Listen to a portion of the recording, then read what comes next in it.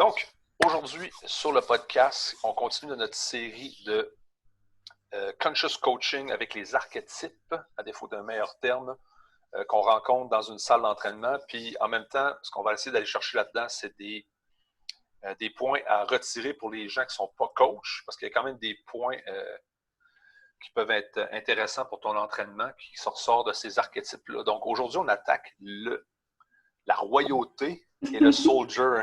Ouais. La royauté et le soldier, c'est super intéressant. Je nous enligne et voilà, c'est fait. J'ai mes affaires. Donc, par un bon jeudi matin, avec le soleil qui décide de se pointer et un café. Yes. Oh, moi, mon café est déjà bu. Moi, je suis sur la bouteille d'eau, là. Déjà. Parfait. Donc, le Royal, c'est qui ça? Comment on le reconnaît, cette personne-là? Ouais, ben c'est celui qui se promène, qui arrive avec... moi, j'appelle ça un peu comme les chess mombés, là. Les grandes démarches, les grandes royautés qui s'attendent à... C'est pas nécessairement un petit Joe connaissant, là.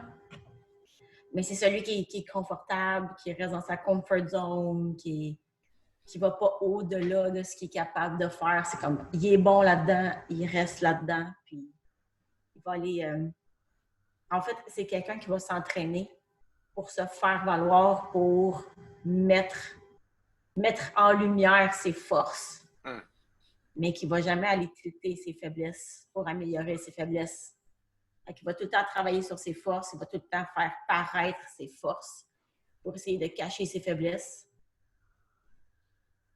pour paraître comme un king. Ouais, oui. C'est le gars qui fait tout le temps des muscle-up aux 30 secondes quand il est capable de... Il a du temps pour faire des muscle-up.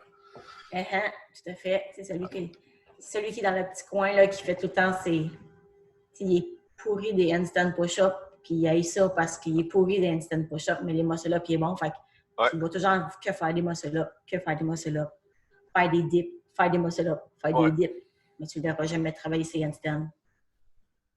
Puis dans un cours de groupe, il va avoir des handstands. Ouais, mais là, tu sais, les handstands... Là, il va faker peut-être un petit mal à l'épaule parce qu'il sait que les handstands, ça ne marche pas pour lui. Fait qu'il va se retrouver à le modifier juste pour bien paraître, pour pas être sûr qu'on remarque ses faiblesses. Ouais, on est tous coupables à quelque part de ça, hein? Dans un multisport, là. Tout à fait. À un moment donné, la carte, je suppose, la carte de la blessure ou la carte de l'inconfort, là. Carte, ce que je vois beaucoup qu'on se fait jouer, les coachs, là, ça apparaît assez vite. Là. Ah, j'ai comme une tension à l'épaule. Là, en tant que coach, tu peux pas faire comme, ben non, ouais, t'attends, vas-y, tu sais. Là, t'es comme, ah, ok, ouais, on est en mode préventif, on va pas exploser rien, c'est de la longévité. Ah, ok, ouais, c'est vrai. Et à un moment donné, tu te rends compte qu'il y en a un qui l'utilise souvent, cette carte-là, pour ce qu'il devrait faire comme il faut. Ouais, tout à fait. Ouais. Ben, c'est quelqu'un qui peut être quand même, qui est intéressant à coacher. Parce que faut que tu restes quand même à l'écoute parce qu'il faut que tu réussisses faut que tu le laisses beaucoup parler au départ pour comprendre c'est qu'est-ce qui l'anime, puis qu'est-ce qui le motive vraiment, puis qu'est-ce qui le fait grandir. Hein. C'est facile de dire, moi, je m'en vais le casser, ce gars-là, tu sais. Ce gars-là ou cette fille-là, en bout de ligne. Là. Mais en fait, en tant que coach, on n'est pas là pour casser personne non plus. On est là pour les faire évoluer, pour les faire bouger, pour les encourager. C'est sûr qu'il y a des personnalités qui sont plus difficiles que l'autre. Mais tu sais, est-ce qu'on doit casser le king? Pas nécessairement. On doit juste probablement plus l'amadouer, établir encore une fois une relation de confiance.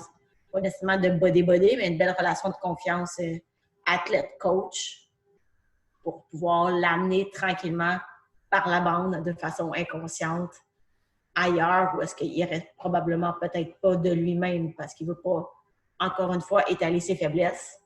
Ouais. Mais parce qu'on a établi une belle relation, parce qu'on l'a fait parler de lui, parce que, oh ouais, c'est vrai que t'es bon au snatch, ta technique en squat est tellement profonde, c'est fou, puis blablabla. Tu as une belle mobilité. Ah, mais tu sais, cette mobilité-là, là, tu pourrais peut-être l'utiliser pour autre chose, puis tu sais.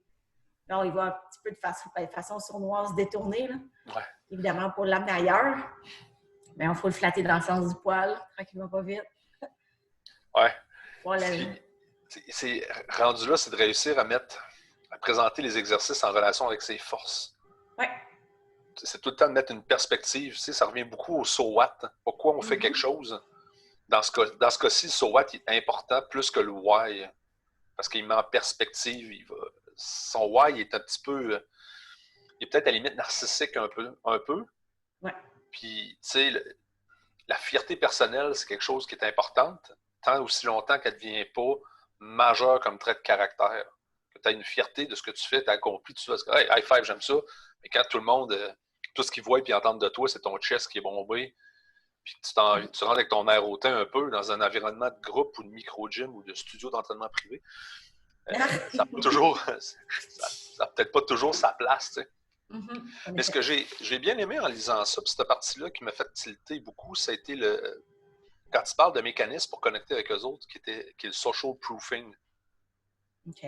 Puis le social proofing, ça m'a fait dire, ouais, ça arrive souvent. Le social proofing, c'est réussir à montrer la valeur de quelque chose selon ce que les autres autour ont réussi à accomplir avec cette donnée-là, puis cette nouvelle information-là. Ça met de la validité. Parce que là, tu as comme. C'est pas juste le coach qui se présente avec une nouvelle solution. Tu te dis, non, mais regarde, là, en arrière, le track record de telle personne, ça les a aidés à faire ça. Les social proofing, on le voit beaucoup dans les gyms, quand on parle des histoires, ça attire des gens, ça résonne avec des gens. Ils disent, ah, ben moi aussi, j'aimerais ça. Ah, ils ont perdu comme. Ah, cette personne-là a perdu 10 livres, moi aussi, j'aimerais ça perdre 10 livres. OK, ça me résonne. Tu as un support, tu as une preuve qui vient des gens autour. Mais ça, dans un gym, surtout dans un concept de multisport comme un environnement CrossFit, ben, des fois, quand on débarque avec, tu sais, on le sait, l'évolution, la manière d'enseigner, le mouvement, la santé physique, l'entraînement physique est un domaine qui est en constante évolution. Là. On en connaît de plus en plus, on fait des meilleures relations, puis je pense qu'on le voit beaucoup avec le développement des coachs. Les coachs, que leur niveau d'instruction au début ou de connaissance est dans un petit carré de sable, dans ce qu'ils sont confortables, puis à un moment donné, il y a de l'expertise qui se développe dans différents champs. Puis là, tu vois le coach arriver avec un nouveau concept. Puis le premier réflexe du client, c'est de faire ouais, t'as un peu là. Qu'est-ce qui va se passer avec ça? T'sais? Et si tu es capable d'avoir des exemples de réussite en arrière, des gens qui peuvent témoigner là-dedans, qui peuvent en parler, oh shit! Là, ça t'aide massivement comme outil de coaching pour être capable de présenter, d'apporter. Tu sais, Sally en arrière a été d'avoir mal au dos avec ses obliques opener, par exemple, puis elle dit. Là, ça fait oh! L'autre à côté, par exemple, ton Royal, tu t'en rends compte, toutes les fois qu'il deadlift, son bassin et son bas de dos c'est du jello. Il va peut-être écouter parce que Sally, elle deadliftait pas. Puis là, ben, oh, la game est différente. Là. Fait que dans le fond, si on prend ça en exemple clair, c'est de trouver, pour aller chercher cet intérêt-là, mettons pour un nouveau mouvement ou pour aller accrocher ce Royal-là, c'est que chaque fois qu'il y a une nouvelle info, une nouvelle notion, c'est d'aller de le backer par ah oui, tu sais, il y a un tel ou une telle athlète, peut-être, je ne sais pas s'il est accroché ou pas à l'élite, du sport ou peu importe, là, whatever. Mais tel athlète utilise beaucoup cet exercice-là pour gagner en blablabla. Bla, bla, bla, puis il a utilisé ces deux mouvements-là en alternance pour gagner en force pour sa séquence de pull-up. Tu aimes ça les pull-ups, puis on voit que tu es vraiment bon.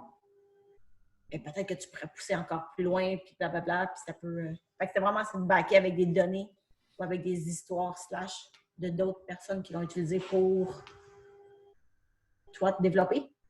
Oui. Tu as bien compris? Oui, je pense que oui. Puis en même temps, tu sais, la scène compétitive, le Royal, le King ou la Queen de la place, ben, tu sais, tu as toute la petite royauté en dessous qui cherche à aller ramasser le poste à un moment donné, hein? Ah ouais, le petit lapin. Ben ouais, mais tu sais, si tu te retrouves avec, par exemple, Sally qui est à top de sa game en arrière, puis là, tu as Judy qui s'en vient en arrière, puis tu fais comme, ah ouais, mais Judy, ça fait 1 mois qu'elle travaille là-dessus, puis regarde son handstand push-up, il est rendu où maintenant? Oh! Oh! L'ego du roi. Ouais, L'ego ben du roi, on prend un coup. Oui, ben pour certains, c'est des bons drivers. Pour certains, c'est un driver qui est positif, qui fait juste augmenter un peu le sentiment de compétition qui rembarque, parce que la personne ne veut pas se faire détrôner. Elle veut toujours garder son edge en avant. Donc, si un aspirant en arrière continue de monter, à un moment donné, ta position en haut, elle peut être compromise si tu te mets une hiérarchie dans ce style-là. Parce que là, c'est une hiérarchie de compétences. Donc, ta hiérarchie de compétences est chambranlante un peu. Puis ça, je pense que ça réveille beaucoup quelque chose qui est très primal au fond de nous autres. Si c'est ça ton driver. Je confirme. Non, non, mais tu sais. On est tous un petit peu roi ou reine dedans, je pense. Là. Ouais. Ben, sur chacun de. Tu sais, sur nos zones de spécialité, où est-ce qu'on est bon, tu sais. Mm-hmm. Tu sais, ton back squat, toi, qui est solide, ben, tu sais, t'es toujours en train de, quand tu regardes quelqu'un, une autre fille back squatter, t'es toujours en train de regarder, évaluer son body weight. Ouais, c'est bon ça. C'est quoi, par rapport à ton body weight, ça ressemble à quoi ça? Ah, ouais, tu fais comme, c'est quoi, j'ai toujours mon 2 fois body weight. Même chose avec l'Instant Strict. Non, mais c'est exactement, parce qu'on est toujours en compétition indirectement pour savoir on se place où dans la hiérarchie. C'est pas une hiérarchie c'est pas une hiérarchie de dominance, mais c'est une hiérarchie de compétence. Oh ouais, c'est une hiérarchie de challenge un peu. Là. Ouais. C'est qui va venir me challenger? Qui va venir me pousser à me sortir de ma zone de confort? Là? Ouais, j'avais cette discussion-là avec Frank cette semaine. C'est-à-dire, tu sais, même si on s'entraîne et on est sur 2 niveaux différents, un et l'autre, celui qui est meilleur, il est poussé à performer mieux à cause que quelqu'un de moins bon en arrière, parce que lui, il se dit, ah ben ouais, ok, ben, je suis compétent dans ce que je fais, il faut que je le démontre. J'ai un petit peu de coquinesse de plus qui va s'embarquer. Cette petite coquinesse-là, elle t'amène loin. Puis le gars en bas, il dit, ben attends un peu. Ben moi, un peu, là, je vais me rendre là. Tu sais, je veux pas. Si lui est capable, je suis capable moi aussi, là. Ouais, c'est ça. Avec. Puis, tu sais, je vais être reconnu pour que j'ai fait un effort légitime. Tu sais, l'entraînement de groupe, c'est beaucoup de. Moi, c'est ce qui m'a appris beaucoup avec le CrossFit au début. Puis j'en parle un peu moins, cet aspect-là, mais parce que ça fait peur aux gens. Le terme, il fait peur de dire, dans la souffrance, ça rallie les gens. Oui. Puis tout ce concept de social proofing, tout ce concept-là de hiérarchie par la compétence, ça drive tout le groupe au grand complet en disant, ouais, mais attends un peu, moi, je vais faire partie de ce groupe-là, parce que tout le monde, c'est un groupe qui travaille fort, donc aussi, je veux travailler fort, mais à ma manière. On sue ensemble, on a mal ensemble, puis tu sais, t'en as fait des tonnes de groupes aussi, là, puis j'en ai fait des tonnes de cours de groupe aussi. Ouais. Puis quand tu as le goût de prendre une pause, puis là, tu fais comme, tu droppes ta barre, tu regardes à côté, puis l'autre la prend tout de suite, tu fais comme, il faut que j'en reprenne. Exactement. Mais c'est ça, c'est cette énergie-là des autres qui nous nourrit à pousser, puis à aller plus loin, à sortir de notre zone de confort. Oui, bien, ça te pousse à faire quelque chose de plus grand parce qu'à la base, l'être humain, c'est un être social. Oui. Au fond de toi, tu vas être utile dans ton groupe, dans ta tribu à laquelle tu t'identifies. Plus que ton identification est forte et précise, puis c'est ça qui se passe dans les micro-gyms de même. Parce que ton échantillonnage de tribu, il est à quoi? 200 personnes? Ah ouais. Tu sais, tu peux avoir des relations avec probablement tout le monde. Pas proche à un certain degré, mais tu connais la valeur de tout le monde par rapport à ta tribu, puis qu'est-ce qu'ils apportent dans cette tribu-là, tu sais.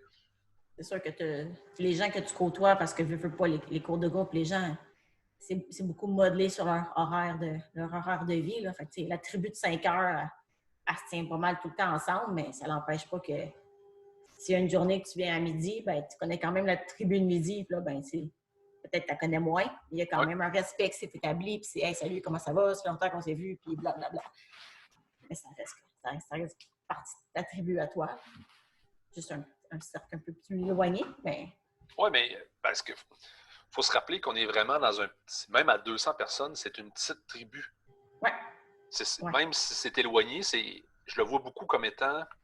C'est comme tu sais, comme quand tu es au cégep, tu croises des gens dans ta classe de maths, mais tu parles pas beaucoup, mais tu les connais de vue. Tu vas faire le fameux « Yo, what up? » On est dans le même cours. Ouais. Ça veut pas dire que tu as une relation avec, mais tu es dans le même cours. Donc, ça, on le voit. Tu sais, cet aspect tribal-là, cet aspect social-là dans les micro-gyms, dans les classes de groupe, c'est un gros driver. Puis c'est ça, tout ça, ça donne de la validité en tant que coach avec ce qu'on apporte, parce qu'il y a plein de social proofing possibles qui apparaissent, parce qu'un tel, ça réussit, ça a marché pour un tel, les gens sont capables de connecter avec ton exemple quand tu dis « Hey, ça a vraiment fait du bien à fucking Pierre pour ses épaules. » Ah ouais, c'est vrai, Pierre, il y avait des gros problèmes d'épaule. Ah ouais, je vais essayer ça. Puis là, à un moment donné, « Hey Pierre, tu fais ça toi aussi? » Ah ouais, moi aussi j'ai fait ça, ça m'a vraiment aidé, man, c'est vraiment cool. Ah, OK, good. au lieu que ça devienne comme ça met de la validité, toi, en tant que leader, parce que tu as une reconnaissance des gens de la tribu en dessous qui font comme non, c'est pas. Essaie pas d'imposer son idée. Ça marche, là, cette histoire-là, ce qui te parle. Il faut juste que tu laisses du temps aller. Ça marche pas comme tu veux, c'est critique, mais laisse-la aller. C'est quoi? C'est les niveaux de leadership qui parlaient? Je ne me rappelle plus ce livre-là que j'ai lu. C'est le premier niveau, le leader, il impose par sa position et sa volonté. Oui, ça me rappelle mes cours de management aussi. Oui, exactement. C'est du classique. Oui, il y a différents types de leadership. Puis... Ouais, le dernier niveau, c'est qu'il inspire et il met des gens en position pour se jaser ensemble. Oui, exact. C'est un facilitateur plus par son leader, puis plus qu'il avance dans son degré de compétence, plus qu'il se détache par son... Pas qu'il se détache, mais son approche est moins directe. C'est plus une approche qui inspire. Parce qu'à un moment donné, je pense que c'est le deuxième, je pense que c'est la notoriété. Les gens le font à cause de la notoriété. Ils disent « Ah, mais là, il m'a dit de sauter, il fallait que je saute parce que c'est un spécialiste là-dedans. Le plus que tu t'enlignes... » Oui, plus que le lien de leadership est un peu comme indirect ou informel. Oui. Ouais. Qui n'est pas basé sur des diplômes, qui n'est pas basé sur de la personnalité, du moins sur une hiérarchie. Ouais. Sur un titre. Oui, exactement. Ouais. En réalité, c'est encore, je pense, un truc sur la compétence. Là. Parce que la personne est reconnue, plus qu'elle monte en termes de leader, est plus reconnue par sa personnalité, est plus reconnue par son diplôme, est reconnue vraiment par sa compétence en finale globale. Puis la compétence, ça englobe, c'est une grosse ombrelle qui englobe un shitload de stock. Ouais, ça serait une bonne idée de podcast. Le leadership. Oui, le fameux leadership. Puis là, on parlait de tribu beaucoup. Puis ça nous amène sur notre archétype numéro 2. Le soldier. Le soldier. J'ai une place particulière dans mon cœur pour celui-là. Ah ouais, on se demande pourquoi. On se demande pourquoi. Puis tu vois, même dans le livre, il parle qu'ils peuvent vraiment être pris au sens littéral parce que oui, il y a beaucoup de gens des forces militaires qui font de l'entraînement fonctionnel ou qui s'entraînent parce qu'ils ne veulent pas. Faut maintenir un certain niveau de forme physique pour faire ce genre de travail-là. Mais si on le prend vraiment au sens imagé, le soldat, ben, c'est vraiment comme un vrai soldat. Là. C'est celui qui se présente dans les cours, puis que tu donnes un tip, il l'applique tout de suite, qui est très focus sur la tâche, qui fait ce qu'il a à faire, qui sait où il s'en va, qui va écouter probablement, qui va t'écouter parler, qui va boire tes paroles, qui va être vraiment focus sur ce que le coach va dire. Si c'est quelqu'un, c'est un peu un stress-free. Un peu un stress-free pour le coach parce que c'est quelqu'un qui est à sa place, quelqu'un qui est organisé, il sait où il s'en va. Il a probablement déjà regardé le workout la veille au soir, il s'est couché avec une idée de « OK, je vais prendre tel. » Il arrive à la classe de groupe, puis il sait déjà quel poids il va mettre sur sa barre pour ses X7, puis il sait déjà où il s'en va. Par contre, c'est quand même quelqu'un qui a besoin de cette relation personnelle-là. Là. Ça n'enlève pas ce besoin de contact, de discussion-là entre le coach et l'athlète de type soldier. Oui. C'est une espèce d'archétype qu'on aime voir parce que c'est très organisé. Oui. C'est pas quelqu'un qu'on a besoin de materner, là. Oui, c'est ça. En tant que coach dans un environnement de groupe, ces personnes-là, on les adore. Là. Sauf que la contrepartie de ça, c'est que c'est des gens qui sont tellement focusés sur... C'est drôle, j'avais une discussion hier avec un de mes clients. C'est une personne qui... Il faut qu'il le fait parce qu'il doit le faire. Le problème, c'est qu'à un moment donné, on rencontre avec ces gens-là, c'est que l'alignement avec le rationnel puis l'émotionnel, il n'est pas là. Le rationnel a pris vraiment le dessus. Mm-hmm. Je dois le faire. Oui, mais pourquoi? À quel point ça peut toffer la run, cette affaire-là? De juste être toujours dans l'action, le dévouement, de suivre le plan. Oui, mais à un moment donné, ça se peut que le plan faillisse et qu'il y ait un problème. On doit être en mesure de faire un pas vers l'arrière pour être capable de l'ajuster, ce plan-là. Parce que le sens du devoir est extraordinaire. Mais on l'a vu dans maintes et maintes conflits armés, le devoir à tout prix, des fois, ça enlève la capacité de jugement. Intéressant. Faut que tu sois capable de mettre les choses en contexte un petit peu. Contexte. Si tu es toujours dans ton process... Contexte, le mot du jour. Contexte. Le contexte, oui, avec ce qu'on parlait hors caméra. Ben oui, c'est que tu as beaucoup de contexte parce que c'est facile de dire, pour le soldier, lui, il va faire quoi? Il va dire, par exemple, ça c'est mon programme de squat. Aujourd'hui, je dois faire ceci. C'est ça que j'ai à faire. Ça veut dire j'ai 20 minutes de mobilité. Je vais faire mon 20 minutes de mobilité. Après ça, je vais passer dans ma séquence. Après ça, c'est quoi? J'ai besoin de mon activation pour mes hanches. OK, je vais faire blablabla, tant d'affaires pour mes jambes. C'est quoi? OK, c'est 8, 90 secondes de pause. 90 secondes. Il est méthodique. C'est intéressant pour un coach parce que tu es comme, ouh, il suit le programme à la lettre. Mm-hmm. Là, il avance. OK, aujourd'hui, c'est une séquence à 82%. Il est sur fractional play, temps de repos. Il est là, il est on point. Toi, tu regardes ça sur le côté, tu es comme nice. Enfin, quelqu'un qui exécute, puis ça nourrit ton ego. Toi, en tant que coach, c'est comme nice, on s'en va quelque part. Par contre. Mais peut-être qu'il ne filait pas le 82 Peut-être qu'il n'était pas en état de le faire, le 82 C'est en plein ça. Peut-être qu'il avait pas, peut-être qu'il était physiquement capable, mais mentalement pas là pour un paquet X raisons qui s'est passé dans sa vie personnelle aussi. Ouais. Quand on dit qu'il est incapable, c'est pas nécessairement au niveau physique, ça peut être au niveau mental, ça peut être au niveau émotionnel. Il a peut-être perdu son père, qui c'était peut-être pas une bonne idée d'aller pesant dans sa situation à lui, là. Parce que c'est là que dans l'entraînement,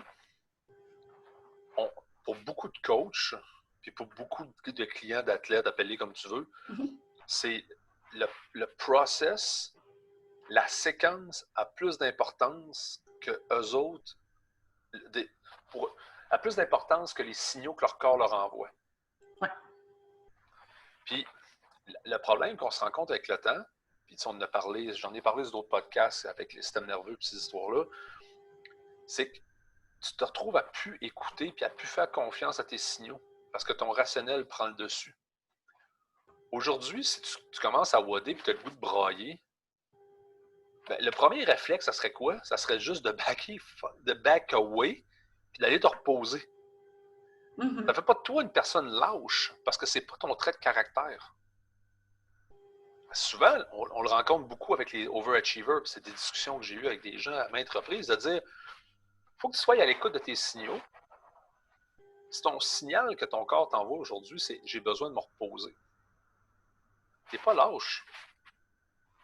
Ton entraînement manqué aujourd'hui, cette semaine, ou même durant les 3 prochaines semaines, plus que tu te remets en contexte, exemple, tu as manqué une semaine d'entraînement à la fin de l'année, c'est rien sur le radar. Tu as manqué 1 mois d'entraînement parce que tu étais en vacances avec la famille, je ne sais pas, un trip en Thaïlande, toute la patente, puis tu capotes parce que tu ne t'es pas entraîné. Dude, c'est à la fin de ta vie, là, ce mois-là, il ne change rien. Parce que on remet en contexte, mais l'effet psychologique est majeur. L'effet psychologique du repos, d'être capable d'écouter tes signaux qui t'envoient, d'écouter ton gut feeling, là, ce qui est le plus tough, là, puis de l'aligner avec ce que ton rationnel pense. Ton rationnel, il faut qu'il l'interprète quand même, de dire, attends un peu, là. Mon corps m'envoie ça comme signal. C'est beaucoup la relation, je pense, c'est papa-maman avec l'enfant, t'sais. Le père, dans un cadre d'archétype, plus, il représente la structure, l'autorité. La mère est un peu plus flexible, un peu plus à l'écoute de tout ça. Oui, donc, l'émotionnel. Le père est plus émotionnel. Oh mon Dieu, on ne peut pas dire ça en 2020. Mais, tu sais, l'enfant est au centre. Puis je pense que c'est un petit peu l'idée qui se passe dans le corps, tu sais. Ton sense of self, ton ego, il se drive en 2 états tout le temps au centre. Ton rationnel puis ton émotionnel, puis il faut qu'ils s'alignent. Quand les deux sont alignés, quand papa et maman ils se sont parlé pour prendre une décision, ça va beaucoup mieux pour le kid. Tout à fait. Parce que là, les deux disent le même langage. Le père, d'une manière structurée, ben, OK, là, ben, c'est important sur semaine, je veux que tu sois à la maison à 9 h parce que tu as des cours, tout ça. Ah, c'est plate, c'est plate. Mais là, tu as la mère de côté qui va dire non, mais tu comprends là, que cette semaine, c'est ça, parce qu'en fin de semaine, on veut que tu fasses tous tes devoirs, mais qu'en fin de semaine, tu puisses passer du temps avec tes amis, sans avoir à te soucier de tes devoirs. Ah, ouais, OK. C'est pas fou. Ouais, c'est un bon plan, ça. C'est-à-dire qu'en fin de semaine, j'ai pas de. Non, en fin de semaine, on s'en fout. Là. Voici les barèmes. Ah, OK. Puis, je parlais, encore une fois, je parlais avec un client, je disais. Tu sais, si tu commences, par exemple, si tu as une difficulté à à bouger et à t'entraîner. Ta tête sait pourquoi tu dois t'entraîner. Tes tripes, ton enfant intérieur, il ne sait pas pourquoi il reste entraîné, puis ça le fait chier. Mais tu peux-tu juste donner une récompense? Tu dis, OK, on va faire... OK, little kid, on va faire un deal, toi puis moi.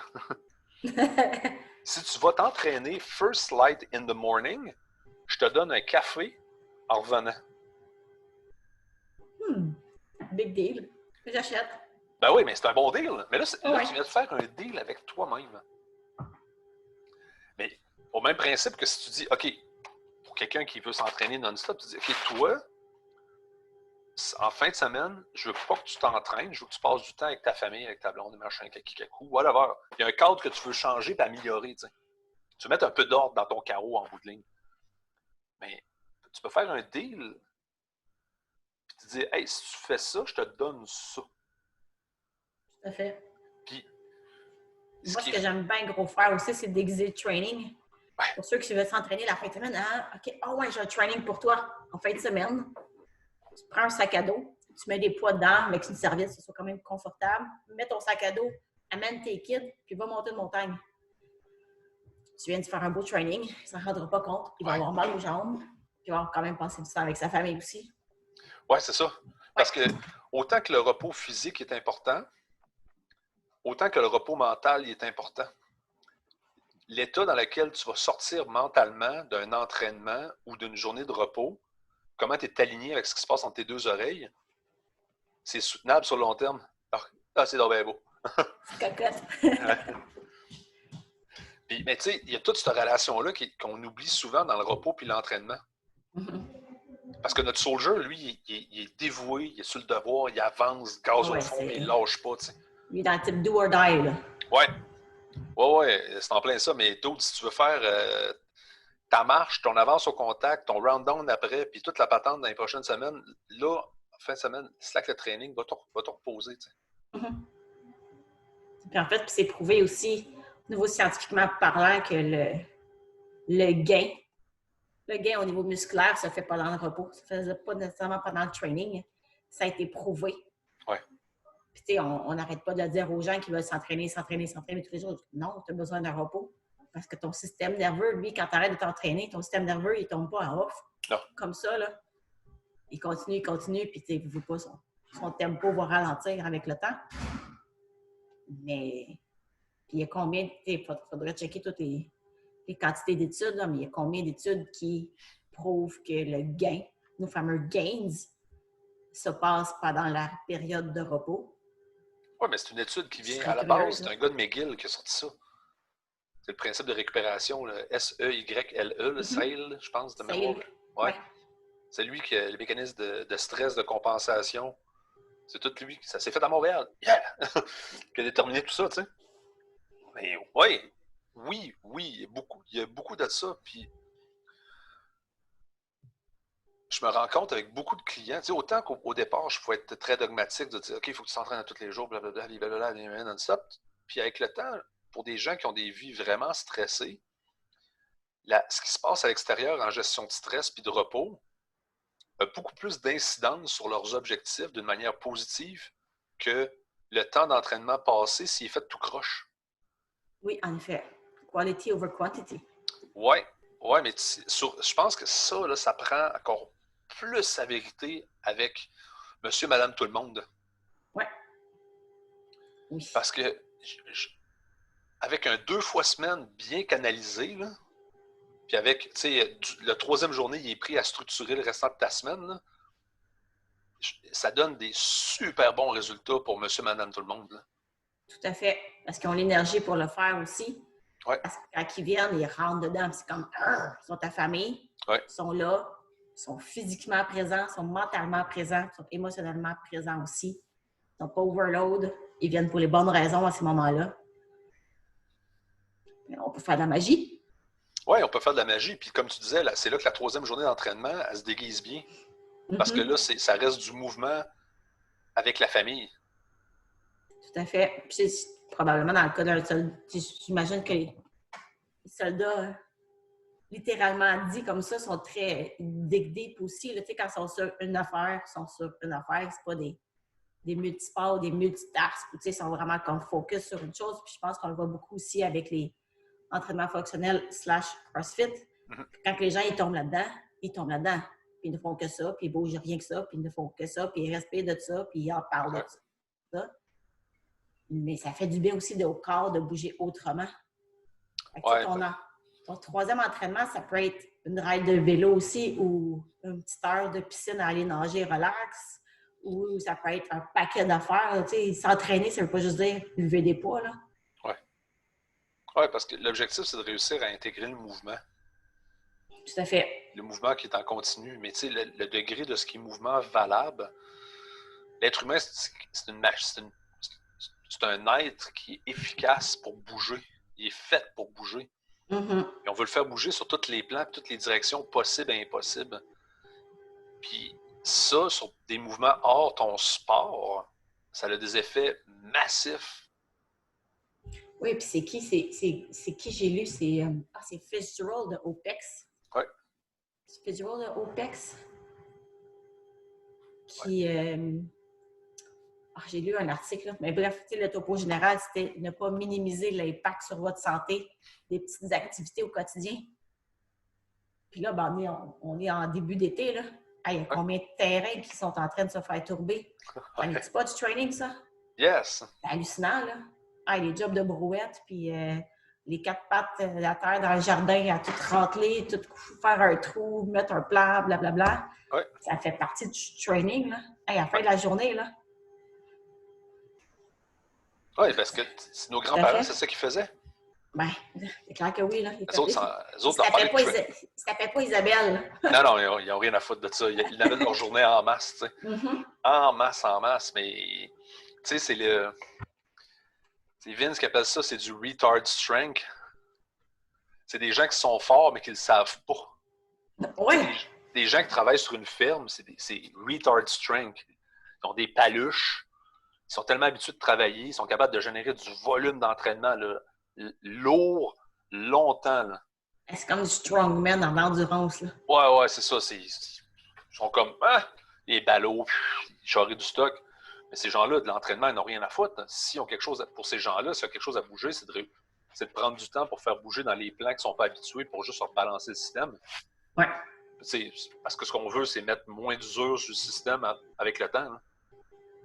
De varier un peu le mouvement puis de balancer, mais ça, c'est un point de vue très coach. Là. Mais, ça n'empêche pas les gens de faire leur travail là, efficacement. Là. Alors, c'est assez fou. Là. Mais c'est de réussir à intégrer, de se donner du temps de repos mental, du temps de repos physique. Puis, tu sais, on en parlait sur un podcast avec John, le principe de John puis Mike. C'est toujours dans l'action en train de bouger. C'est John qui parle en permanence. Tout à fait. Tu stimules ton sympathique tout le temps, puis tu ne laisses pas de place à Mike dans ton parasympathique, dans ton ego à parler. Ton sense of self qui te définit. T'sais. Pour les maniacos de mouvement, mais il y a tout le temps le Disney December aussi qui pourrait être intégré dans cette période de repos-là, peut-être? Oui, moi j'aime ça. J'ai beaucoup de clients que je leur prescris qui est vraiment sur leur True Coach une journée Disney December juste pour leur rappeler que ça existe. De dire, OK, mais là, si tu es en stress, en gros stress, ou tu as des idées plus stress, anxiété, tout ça, là, on coupe le volume d'entraînement. L'entraînement change complètement. L'entraînement va tomber en flow, où est-ce qu'on va se servir de la respiration nasale, nez-bouche maximum, pour rester dans un mouvement où c'est qu'on est toujours en flow, toujours en respiration, toujours être comme si on t'arrête, t'es capable d'embarquer sur une conversation. Ouais, mais Matt, ça ne sert pas à grand-chose, j'ai pas d'intensité. Ouais, mais cette semaine, ça fait du sens. Parce qu'on va se faire de la récupération active durant ce moment-là. Oui, tu as un désir de bouger, parce que si je t'arrête, tu vas te flinguer. Mais on va essayer de développer d'autres choses pendant ce temps-là. Puis le Disney December, ceux qui ne connaissent pas, vous irez voir, c'est vraiment une action qui t'aide à utiliser ton lactate.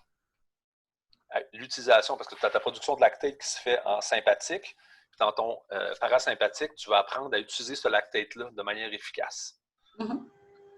Il y a un gros podcast sur le sujet que Pinot il parle, c'est vraiment incroyable là-dessus. Là, c'est mind-blowing un peu des fois. Mais le Disney December, il sert à aller 100% stimuler ton parasympathique. Donc, l'idée, c'est quoi? C'est que tu vas faire une activité que tu peux maintenir en flow. Une activité cardio longue distance, c'est les meilleures choses. Ce qui veut dire une course, un vélo, un rameur, un assaut bike, quelque chose que tu peux juste rentrer dans un flow. La contrainte est super simple. Tu vas travailler en nose-nose. Ça veut dire que tu vas juste respirer par le nez, inspirer, expirer par le nez. Et ça va dicter ton pace d'exécution. Ça se peut que tu aies l'impression que tu ne bouges pas beaucoup. C'est correct. Puis après ça, tu vas te plugger la playlist Disney December. Tu vas écouter les princesses de Disney pendant, je pense, 35 minutes en faisant ton cardio. Ça, c'est fou. Ouais, c'est fou. Parce que les princesses, avec leur pitch, le pitch va stimuler vraiment, le pitch de voix qu'ils utilisent. Il y a une raison pourquoi les kids ils trippent là-dessus, parce que ça les calme, ça les aide à focusser.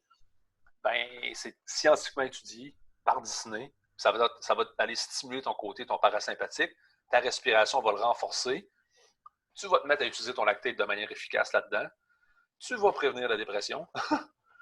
Il y a plein. Puis, anyway, tu fais juste bouger. Puis, évidemment, si tu es sur un rameur, un assaut bike ou quoi que ce soit d'autre qui te donne du data, il n'y a pas de data pendant ce moment-là. Il n'y a pas de temps. Ton cardio, on s'en fout. À quel rythme? On fait juste ramer. On fait juste faire du vélo. Oui. Pour l'avoir fait pendant le confinement, en fait, sur mon vélo de route qui était sur un stand dans la maison. Oui. Plugué. Je l'ai fait quelques fois. Écoute, tu débarques de là, c'est comme une espèce de presto, là, quand tu enlèves le bouchon. Là, toute la pression part, là, c'est hallucinant. Ouais.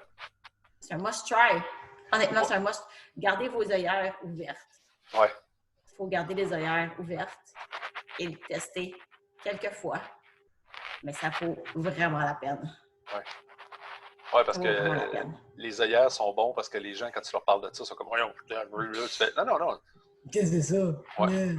Ouais, ça, c'est le classique. Là. Non. Gardez l'esprit ouvert. Oui. Mais rentre pas en performance. Non. L'idée du nose-nose, c'est justement pour te limiter.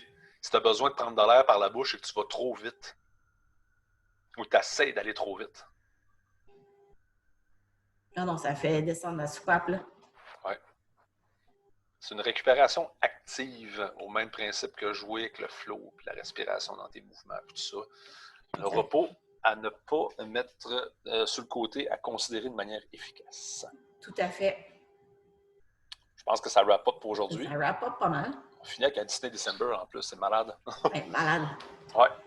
Donc, guys, aujourd'hui, on parlait évidemment de la royauté puis du soldier, mais surtout, on parlait du principe du social proofing, d'aller chercher le contexte, pourquoi quelque chose se fait, c'est le thème récurrent. On se rappelle que là-dedans aussi, le repos, c'est comme une grosse valeur importante. Garder les œillères ouvertes là-dedans. Ça ne fait pas vous une mauvaise personne de ne pas bouger aujourd'hui. Il y a différentes manières de bouger. On peut l'intégrer de différentes façons dans votre day-to-day. On sait que les clés de la longévité et tout ça, ça réside dans quoi? C'est les classiques. Diminuer les écrans, augmenter le mouvement. Oui. Le repos, ça ne veut pas dire aller s'effoirer sur un sofa. Non. C'est varier et gérer l'intention qu'on veut faire. Donc, ça, c'est podcast, je pense, numéro 12. J'ai l'impression, quelque chose de même. Disponible sur les plateformes. Vous avez apprécié, guys, partagez. Laissez-nous des commentaires, laissez-nous savoir quoi que ce soit. Puis, on s'en parle la semaine prochaine. Next time. Yes. Bye.